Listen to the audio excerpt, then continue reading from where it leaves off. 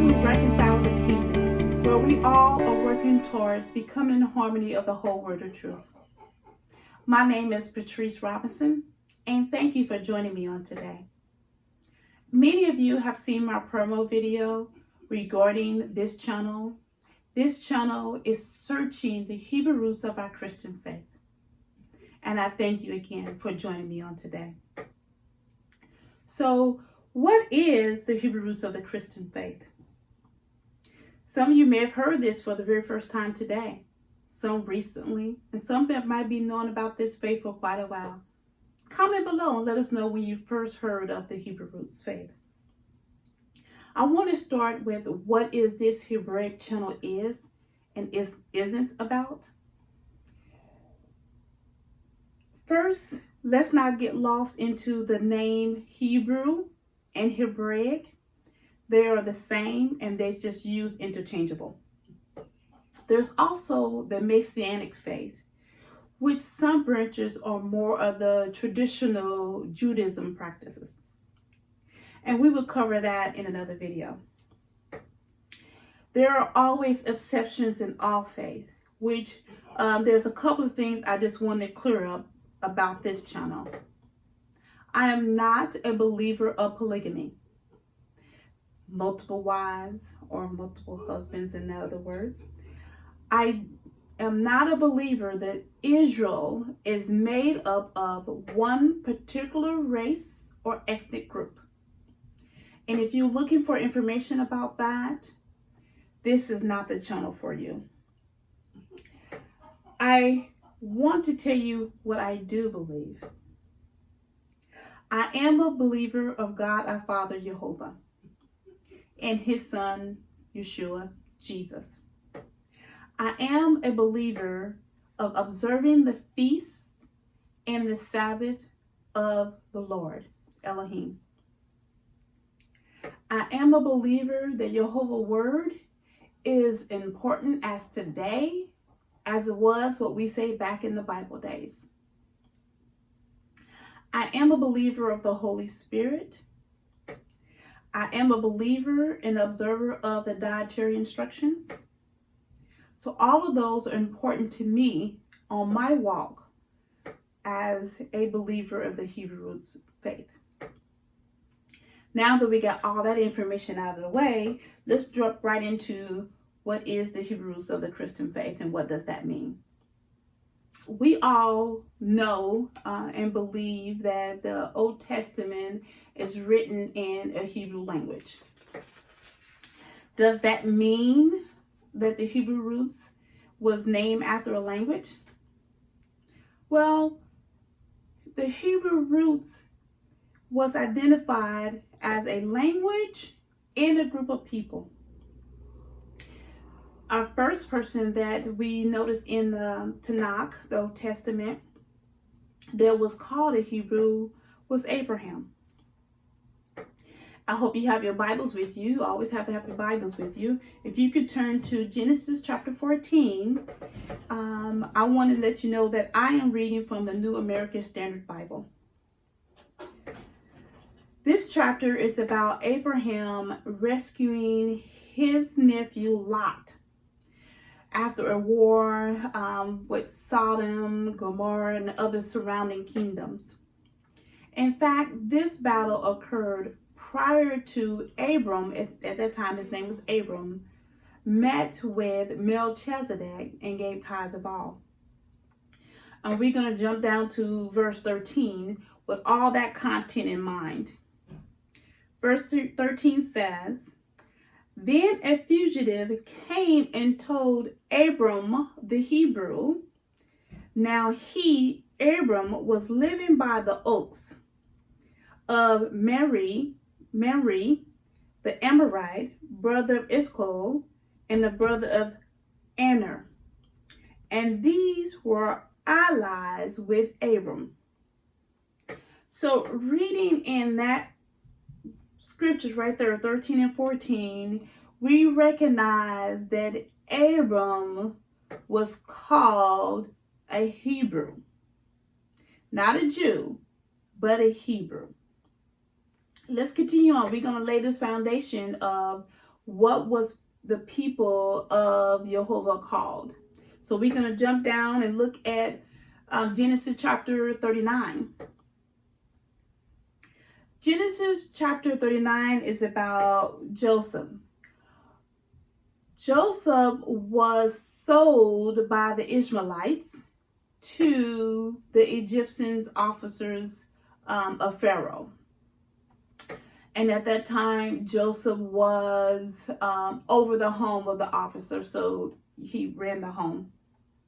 The story of Joseph continues with the master's wife making attempts to seduce him. So we're going to go down to verse 14, where he basically rejects her advances, and this is what she said. Verse 13 reads as, when it came about, she saw that he had left his garment in her hand, and he fled outside, he being Joseph. She called to the men of her household and said to them, see, he has brought in a Hebrew to us to make sport of us. And he came in to me to lie with me, and I screamed with a great voice.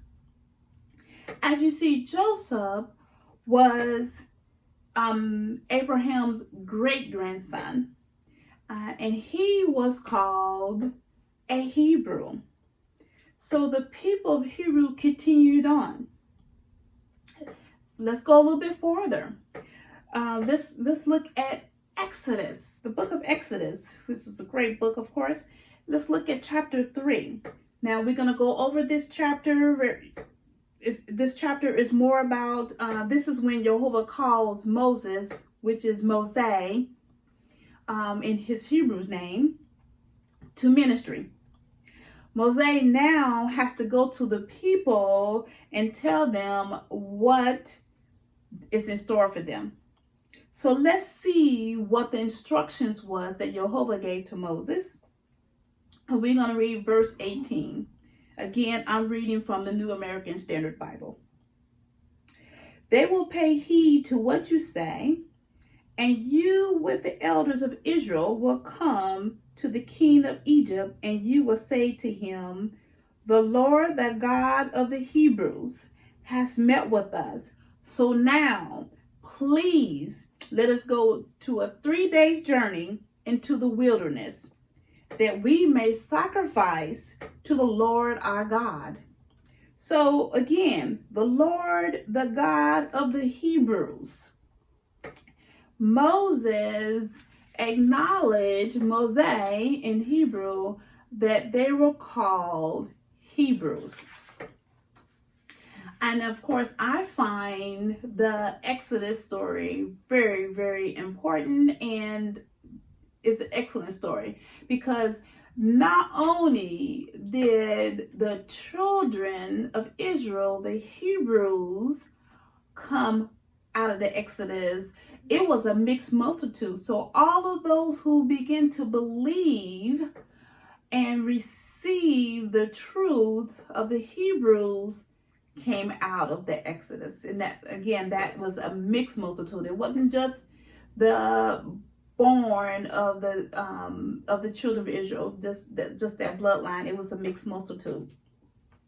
And you can read more about that in, I believe that's Genesis chapter 12. You will see, Exodus chapter 12, verse 37. You can read mixed multitude also went with them.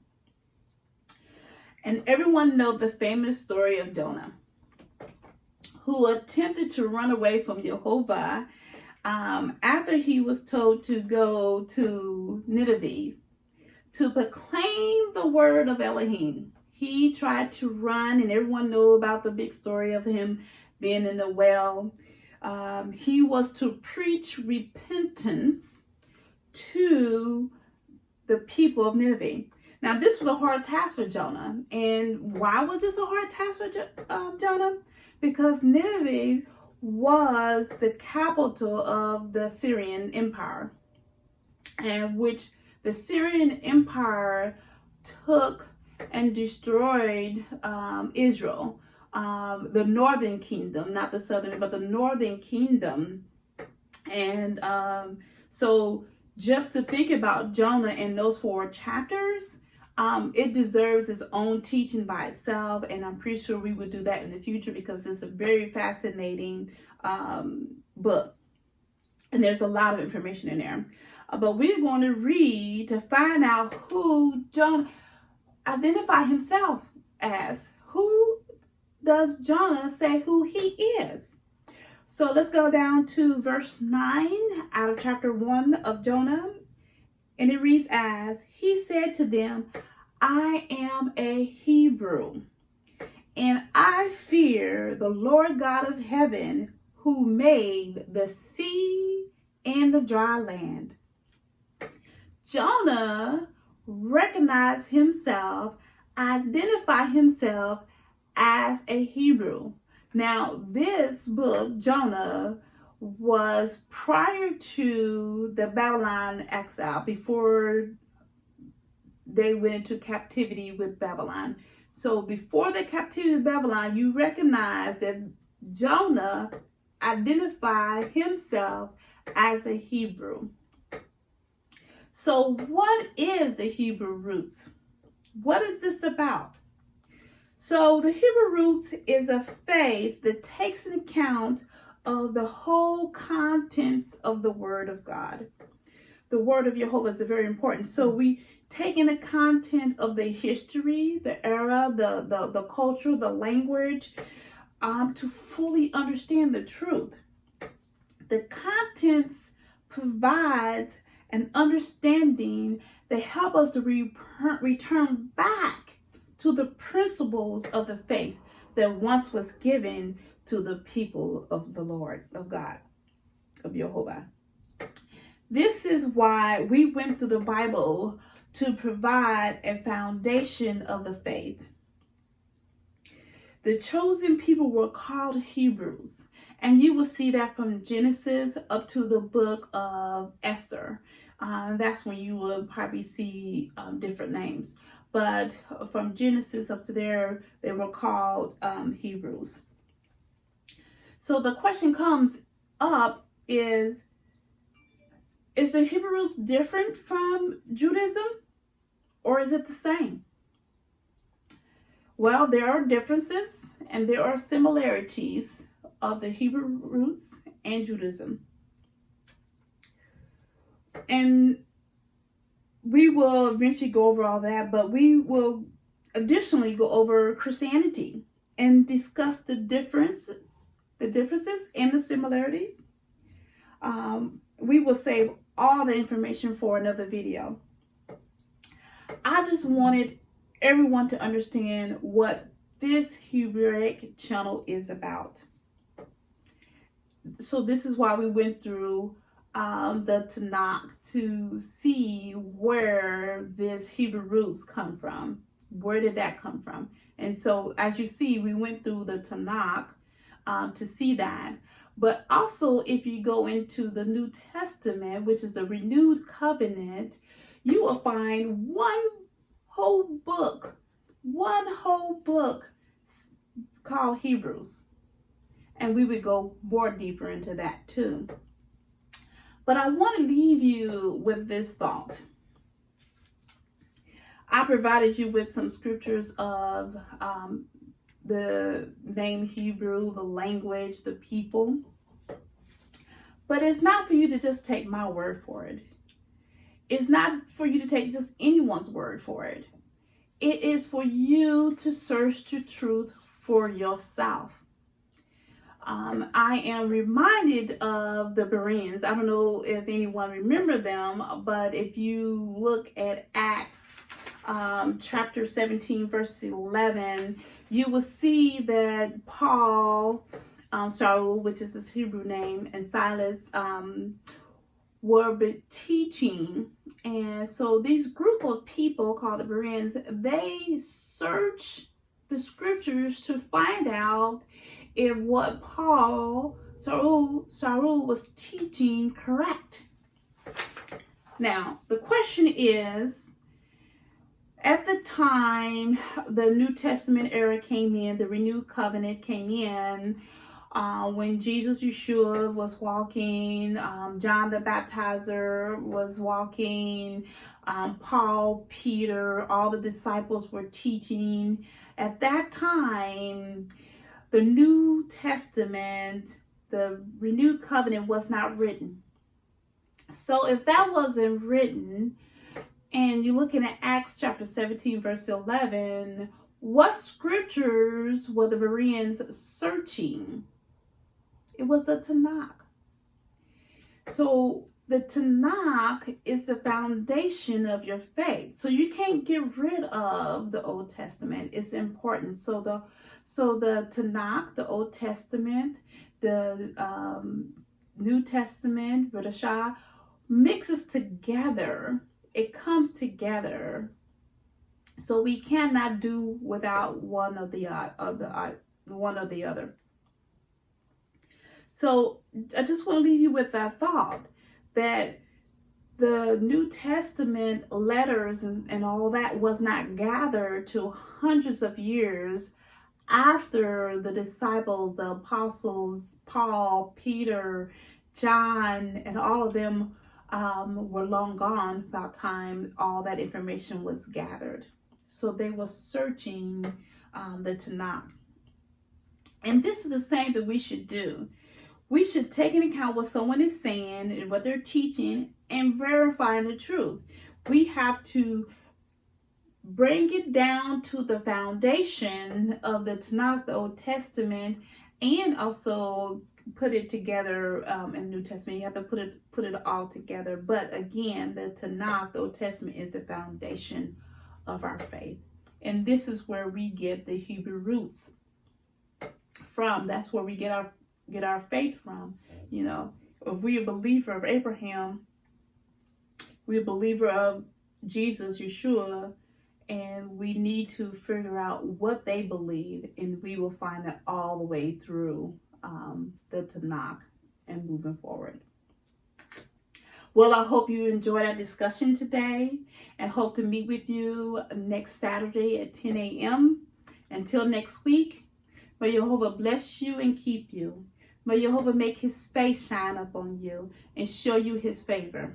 May Jehovah lift up his face toward you and give you peace. In Yeshua's name.